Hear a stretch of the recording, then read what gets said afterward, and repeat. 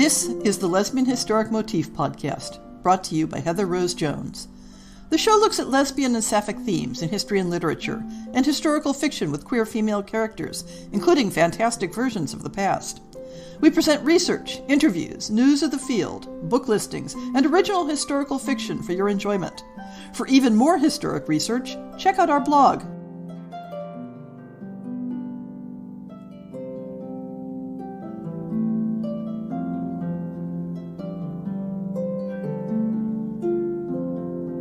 Welcome to On the Shelf for February 2023. There's a temptation to wait to record this episode at the very last minute in order to see if I can include the new fiction lineup announcement. As I'm writing this, there are still 2 days left in the submissions period, and I'm hoping for the same last-minute flood I've received in past years to bring the numbers up to the usual level. But while I'll almost certainly have started reading submissions by Saturday, chances are I won't be ready to make an announcement. If you want the up-to-the-minute news about the lineup, make sure to follow the blog. In news of the field, I'm still holding off on promoting books from HarperCollins imprints to support the ongoing strike by their workers. The list of postponed books is up to 4 titles now, but the company has recently entered negotiations with the union, so perhaps by next month I'll be in a position to do the catch-up listings. When working on the annual roundup of statistics on lesbian and sapphic historicals, I've been digging into the various connections and relationships between imprints to be able to give a more accurate picture of who's publishing what. My database, which goes back at least 20 years, though much more spottily in the first half, includes slightly over 300 named imprints, with an average of 2.3 titles per imprint. But that average doesn't give an accurate picture at all. Almost 200 of those imprints have only a single book listed in the database, while the most prolific has 71 titles. Out of the 11 imprints that have 10 or more titles, 9 are specifically queer small presses. But again, that doesn't show the whole picture, because of the way mainstream publishing is a small collection of conglomerations of specialty imprints. So, for example, by my count, the HarperCollins group accounts for 15 different imprints in my database, for a total of 28 titles. Penguin Random House accounts for 25 different imprints, for a total of 51 titles. And Hachette, while including only 6 imprints in my database, accounts for 20 titles. So while it might seem as if, on the basis of individual named imprints, the small queer presses are the major players, when you view the mainstream publishers as unified entities, you can see that they're a significant presence in the field. This is, of course, both a good and a bad thing. It's a good thing that mainstream publishers are embracing books with queer content. Their books have larger reach. They're more accessible to the general public through bookstores and libraries. But the downside is that as more queer books are available from major publishers, their books are beginning to dominate some online book discussion spaces. There are practical reasons for this that I've discussed in previous shows, having to do with the way information flows within the literary ecosystem. But never forget that small independent queer presses were what created the space for that to happen. In January, the blog delved into George E. Haggerty's Unnatural Affections, Women in Fiction in the Later 18th Century. It's a look at how various categories of transgressive desire shaped literary genres in the 18th century that helped give rise to the Gothic novel. It's one of several books I selected to prepare for a podcast on lesbian Gothics, though I'm not sure I'm ready to do that one this month. I went on one of my periodic online book shopping sprees, inspired by a calendar reminder to order a book that came out late last year, Wendy L. Rouse's Public Faces, Secret Lives, A Queer History of the Women's Suffrage Movement. While I was shopping, I followed up on a couple other notes and discovered that there was now an affordable paperback edition of Thomas A. Abercrombie's Passing to America, Antonio, née Maria, Ita's transgressive transatlantic life in the twilight of the Spanish Empire. Like many biographies of so-called passing women, this falls more in the category of transgender history, but remains a continuing interest for the blog in order to provide context for one of the more popular tropes in sapphic historical fiction. For similar reasons, I picked up Norina Shopland's A History of Women in Men's Clothing, From Cross-Dressing to Empowerment.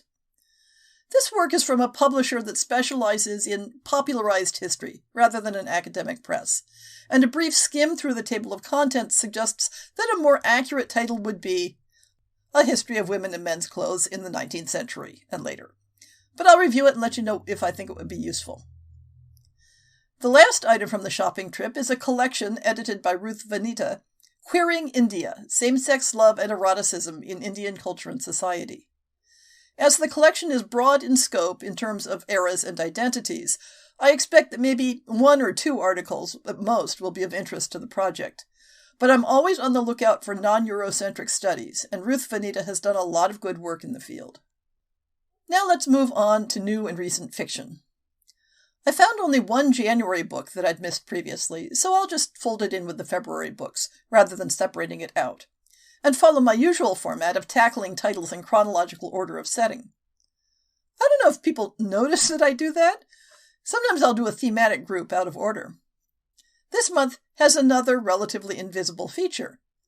It's the first month since I started actively avoiding Amazon links when I was able to get a non-Amazon URL for all the current listings. My ideal goal is to be able to provide an author, publisher, or books to read type link for every book, even if it's simply the author's website that itself has an Amazon link. The advantage is that it delivers your eyeballs to the author's own information, which may include other titles, blogs, or mailing lists.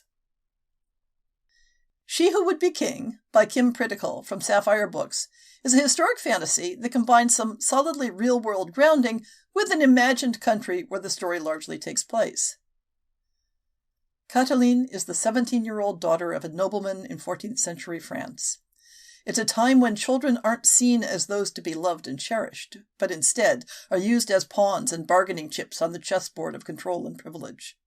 She is married off to a prince in the country of Sourcia, a Gaelic-speaking island nation near Ireland.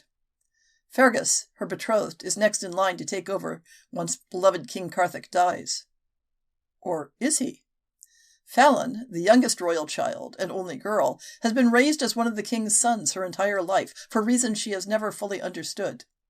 A natural fighter, she was raised to be a warrior and head the crown's elite guard assigned to protect her boorish brother Fergus. Forced to fill in for her brother in an unexpected way, an instant attraction between Fallon and Catiline forms. In a Game of Thrones filled with deception and betrayal, even the most secret love can mean death. The Pirate's Pursuit, Sapphic Seas No. 2, by Ren Taylor from Epicia Press, introduces 2 new characters to the series, but has intersections with the couple from the previous book. Lisbeth Clark knows how to fend for herself in the growing pirate haven of Nassau, and is quite content doing it. When a woman from her past steps back into her life, she is forced to finally contend with old memories and betrayals. Yet she can't help but wonder what might have been had things ended differently between them. Kit Murphy never thought she would see the island she grew up on again, but face to face with her first love, there is no place she would rather be. Kit is eager to make amends and rebuild a connection with the only person who understood her, even if fate seems to have other plans. Thrown together on a dangerous voyage, Kit and Lisbeth must fight for their lives and their love. Blood in the Tea Leaves, self-published by Becca Westrup, is another overtly real-world fantasy intersection, in this case involving vampires. It's a companion novella to another book by the author. Marie is a woman sold into a loveless marriage in a 1700s secondary world France. Under the close tutelage of the esteemed Lady Colette Valland, Marie has sown a small corner of life for herself in their little town in the countryside. She even manages to find love and companionship in a secret affair with a prostitute, Alice. But Lady Colette has a few secrets of her own, and they all come to light on one fateful night when their bodies and futures are forever changed by a mysterious tin of tea leaves. The Secret Life of Spinsters, a Sapphic Regency romance, Desiring the Dexingtons No. 2, self-published by Renee Dahlia, is yet another case of a family saga-type historic romance series that includes one Sapphic entry. The format is becoming something of a publishing category on its own. Confirmed spinster Elspeth Dexington works in the Dexington family linen manufacturing business, dealing with logistics. She believes that machinery will make clothing cheaper for the people, and therefore everyone can afford new clothes, not hand-me-downs and turned cuffs. But when her father declares they will stop manufacturing linen and shift to cotton, she has a new fight on her hands. Producing affordable clothing shouldn't come at such a great human cost. Help comes in an unexpected form. Florencia Walker is the daughter of one of the Luddite organizers. She does all her blind father's correspondence, but when he orders an attack on the Dexington factory, she realizes his belief in the need to rid factories of machines have gone too far. She sneaks out to warn the daughter of the factory owner, only to find herself caught up in a conspiracy. Can two spinsters work together to prevent a disaster, or two? Or is falling in love the real problem? Dangerous Flames, Good Neighbors, Coda, self-published by Stephanie Burgess, probably requires reading the 4 stories in the main series first for context. Again, this is a historic fantasy, in this case somewhat lightly anchored in a vaguely late 19th century, not quite England. No killing until the wedding's over. No killing. It's such a simple temporary rule. But Carmilla, the notorious Countess Cardenza, will still find it hard to follow when she's confronted by her most dangerous old flame at Mia and Leander's wedding. With appallingly respectable neighbors, shambling zombies, and old enemies on every side, will her reunion with Eliza de Mornay end with murder? Or kissing? Or both?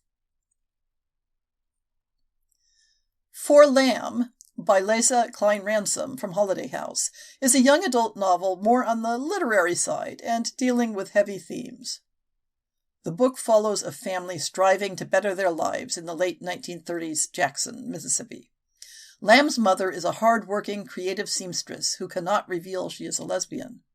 Lamb's brother has a brilliant mind and has even earned a college scholarship for a black college up north. If only he could curb his impulsiveness and rebellious nature. Lamb herself is a quiet and studious girl. She is also naive, as she tentatively accepts the friendly overtures of a white girl who loans her a book she loves. She sets off a calamitous series of events that pulls in her mother, charming hustler uncle, estranged father and brother, and ends in a lynching. So, what have I been reading? It's been half and half print and audiobooks this month, with the print titles both being novellas that I could finish in one sitting. I listened to Valiant Ladies by Melissa Gray, which I enthused about when it showed up in the new book listings. The story is inspired by the real-life story of 2 young women in 17th century Peru who became sword-wielding vigilantes to fight crime. While the premise of the book is absolutely my cup of tea, or maybe mug of ale in this case, the story never quite grabbed me.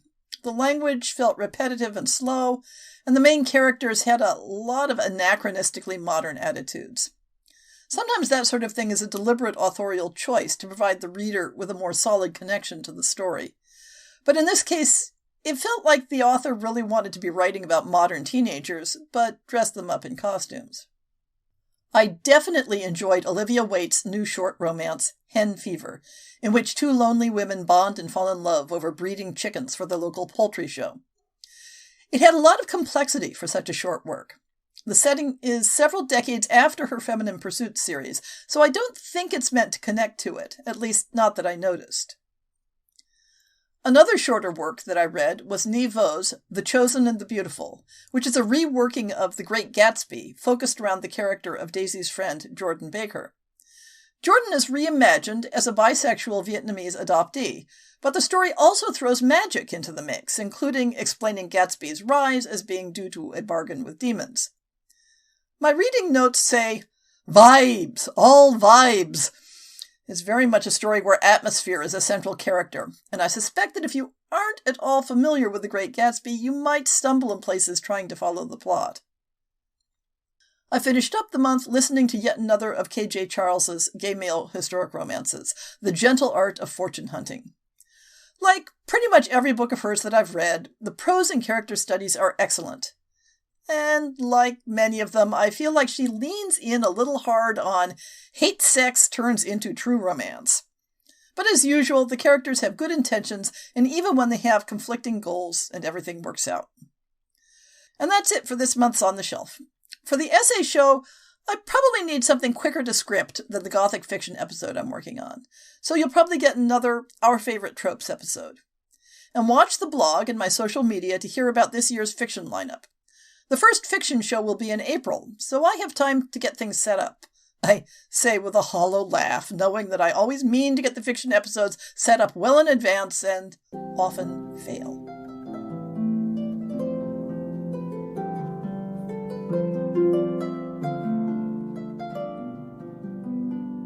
I hope you've enjoyed this episode of the Lesbian Historic Motif Podcast. See the show notes for links to people and topics. Most shows will have a transcript linked as well. If you have a book announcement, a topic suggestion, or might like to appear on the show, please drop me an email. If you enjoyed this podcast, please rate it and subscribe on your favorite podcast app, and consider supporting our Patreon.